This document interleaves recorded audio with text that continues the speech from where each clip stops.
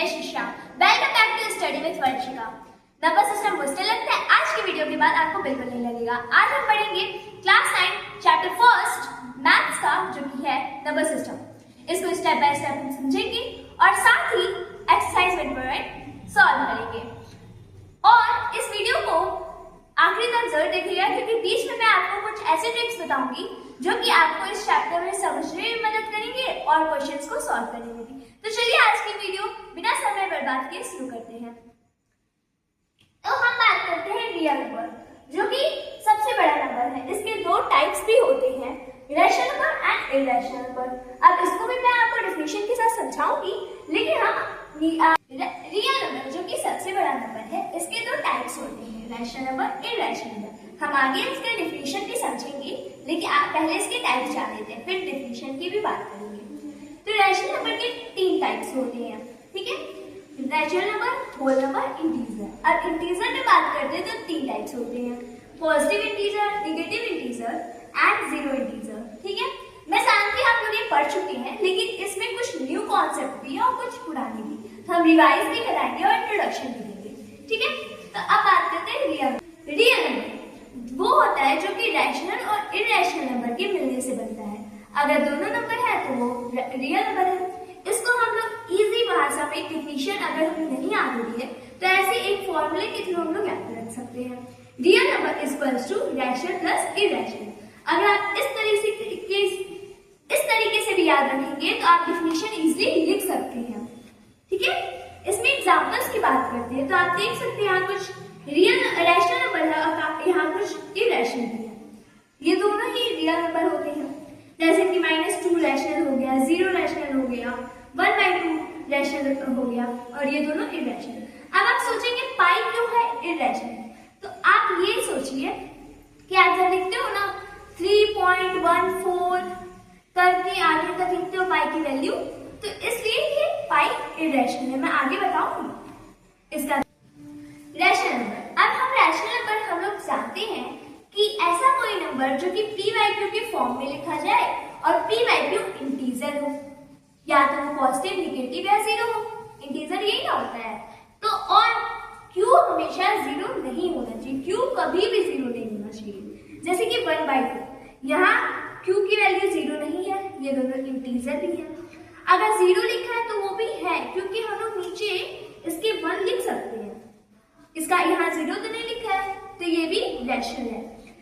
इस तरह ये भी रैशनल नंबर है, यहाँ इंटीजर है, ऐसा नहीं है माइनस हुआ तो रैशनल नंबर नहीं है, ये भी रैशनल नंबर ही होता है। चलिए अब हम आगे चलते हैं, आगे भी अब कुछ चीजें समझते हैं। तो हम बात कर रहे हैं रैशनल नंबर के टाइप्स की, ठीक है? तो रैशनल नंबर के टाइप्स मैंने आपको बताया ही है। नेचुरल नंबर, तो नेचुरल नंबर वो नंबर होता है जो कि जैसे काउंटिंग नंबर, वो नंबर जो कि 1 से स्टार्ट होकर इंडेफिनिट तक जाता है। 1 उसका सबसे छोटा नंबर होता है, ठीक है? अब बात करते हैं होल नंबर की। तो होल नंबर वो होता है जो कि सारे नेचुरल नंबर हो और साथ में जीरो भी हो, ठीक है? तो ये होता है जो कि जीरो सबसे छोटा उसका नंबर होता है और वो भी इंडेफिनिट तक जाता है। अब बात करते हैं इंटीजर्स की। तो इंटीजर वो होते हैं और पॉजिटिव भी हो, निगेटिव भी हो और जीरो भी हो, ठीक है? वो होता है इंटीजर, जैसे कि -3, -4, 2, 1, 0 ऐसे होते हैं, ठीक है? तो इरैशनल नंबर, तो इरैशनल नंबर जैसे कि हमने रैशनल नंबर की बात की थी, वो होता है कि सारे p/q में लिखे जाए, लेकिन इसमें कभी p/q के फॉर्म में आप नहीं लिख सकते हैं। अगर इसका हम निकालेंगे तो जैसे कि इतना वैल्यू आता है एटलीस्ट, ऐसे डॉट करके, तो ये ऐसे जाता रहता है, तो इसलिए इरैशनल होता है। ऐसे इसकी भी वैल्यू आती है, और पाई की वैल्यू तो मैंने आपको बताई है 3.1457 करके कुछ है, तो वो वैल्यू है, इसलिए इरैशनल नंबर होता है। इरैशनल नंबर वो होता है non terminating and non repeating, वो रिपीट भी नहीं होता है, ठीक है? फॉर एग्जाम्पल, अगर आपके सामने ऐसे लिखा हो 0 1 1 0 1 0, तो ये हो गया रैशनल, बट वहीं ये लिखा है 0 1 1 0 0 1 0 0 0 ऐसे करके लिखा है, तो ये देखिए यहाँ 2 0 थे, यहाँ 3 0 है, तो मतलब कि ये इरैशनल है, रैशनल है, लेकिन ये रैशनल है, ठीक है? ये होता है कॉन्सेप्ट। अब हमने 3 और नए कॉन्सेप्ट छोड़े हैं, जो कि आपकी डिवीजन को और बेस्ट बनाएंगे। तो प्राइम नंबर वो होते हैं जिसका एग्जैक्टली दो ही फैक्टर हो, 1 और वो खुद। जैसे कि 2 का होता है 1 और ये खुद फैक्टर होता है। 2 में अगर हम 2 को हम लोग डिवाइड करेंगे तो क्या वो 2 से ही डिवाइड होगा या 1 से ही होगा और किसी नंबर से नहीं होगा।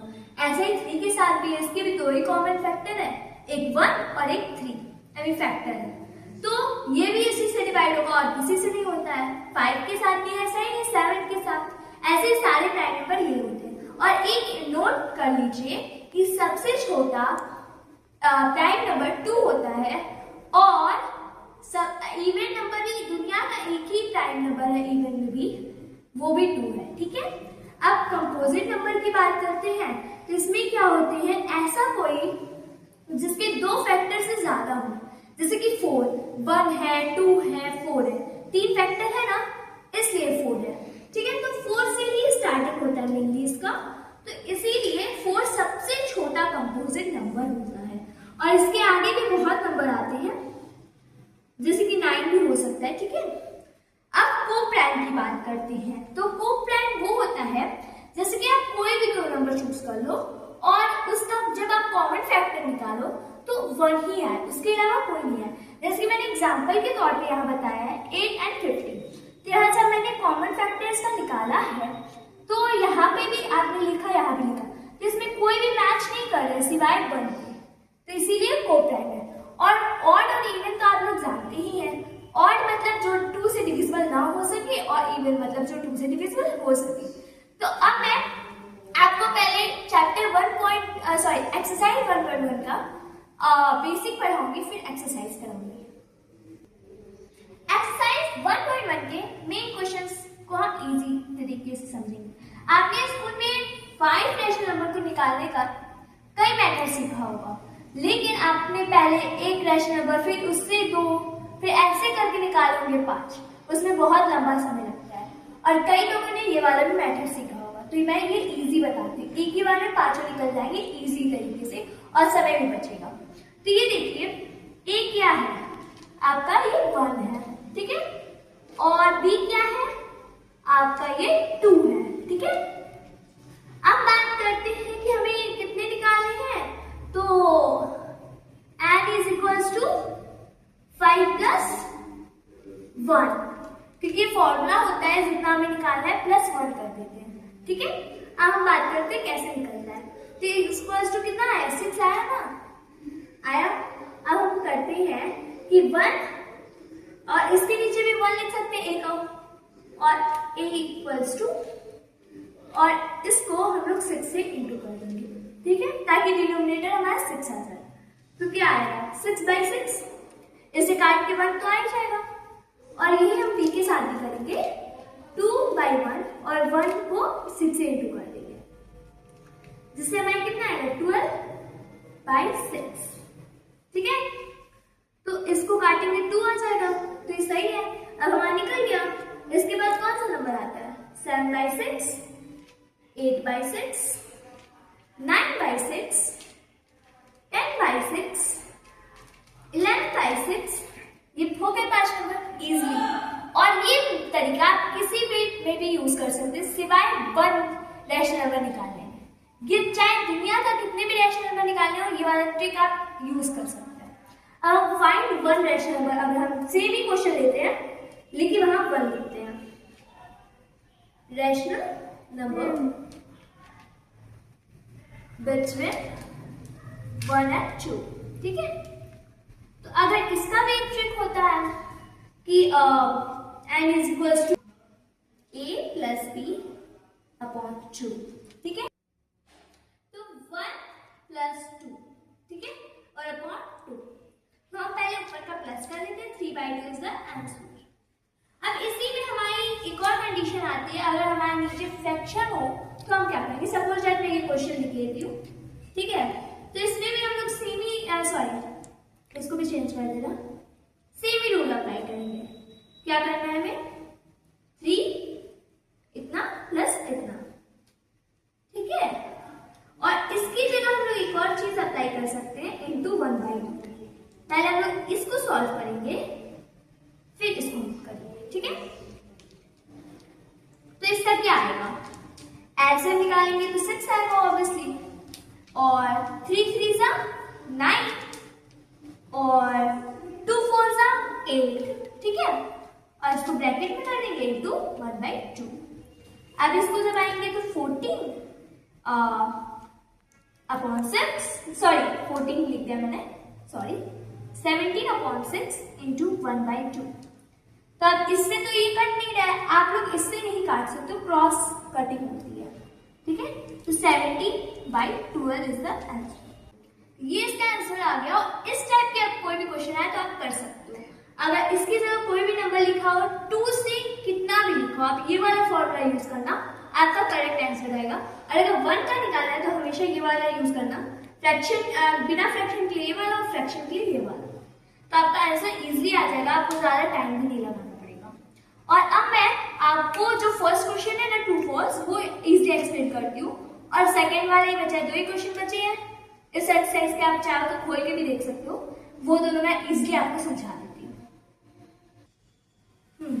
तो हम फर्स्ट शुरू करते हैं। तो इसमें पूछा गया है every whole number is a rational number, मतलब कि हर एक होल नंबर क्या रैशनल नंबर होता है। तो हमने पढ़ा है 0 भी होता है होल नंबर में, जो कि नेचुरल नंबर कभी नहीं होता है। तो इसलिए हम लोग यहाँ फॉल्स लिखेंगे, और अगर स्टेटमेंट भी पूछा गया इसमें तो लिख लेंगे because 0 is whole number but not rational number. ये अगर आप लिखते हो तो ये एकदम सही होता है। अब हम दूसरा बात करते हैं, तो दूसरे में कहा गया है every integer is a rational number. हाँ, क्योंकि इसमें हर एक इंटीजर रैशनल नंबर होगा, चाहे वो माइनस में हो, प्लस में हो या 1, ठीक है। तो ट्रू, इसमें तो इंटीजर स्टेटमेंट लिखने की जरूरत नहीं है आपको। आप थर्ड की बात करते हैं, तो थर्ड में ये कहा गया है क्या हर एक रैशनल नंबर इंटीजर होता है? नहीं। अगर फ्रैक्शन में लिखेंगे ना रैशनल नंबर, तो कभी इंटीजर नहीं होता है, तो इसीलिए फॉल्स है। और आप ये स्टेटमेंट लिख सकते हो because 1/2 is a rational number but not integer, ठीक है। अब हम बात करते हैं फोर्थ की। तो फोर्थ में लिखा गया है every natural number is a whole number. क्या हर एक नेचुरल नंबर होल नंबर है? हाँ, क्योंकि 1 से लेके इंडेफिनिट तक है, जो कि होल नंबर में भी होता है, बस इसमें 0 ऐड होता है, तो ये हो गया ट्रू, ठीक है। हम बात करते हैं पांचवी की। तो फिफ्थ वाले में कहा गया है क्या हर एक इंटीजर होल नंबर है? नहीं, क्योंकि इंटीजर में क्या होता है, पॉजिटिव भी आता है, निगेटिव भी आता है, 0 भी, जबकि होल नंबर में सिर्फ पॉजिटिव और 0 होती है, तो इसलिए फॉल्स, ठीक है। और सिक्स वाले में आप लिखोगे every rational number is a whole number. हर एक रैशनल नंबर होल नंबर होता है? नहीं, क्योंकि रैशनल नंबर में फ्रैक्शन भी हो जाएंगे, इंटीजर भी हो जाएंगे, इसीलिए हर एक रैशनल नंबर होल नंबर नहीं होता है, तो ये हो जाएगा फॉल्स, ठीक है। अब सेकंड में हमसे पूछा गया है सेकंड क्वेश्चन। तो सेकंड क्वेश्चन में कहा गया है कि क्या 0 रैशनल नंबर है? हाँ, यस, तो इसमें यस लिखेंगे। अब हम आगे बोला गया है इस क्वेश्चन में कि can you right in the form of p/q where p and q are integer and 0 not equal to 0, q not equal to 0।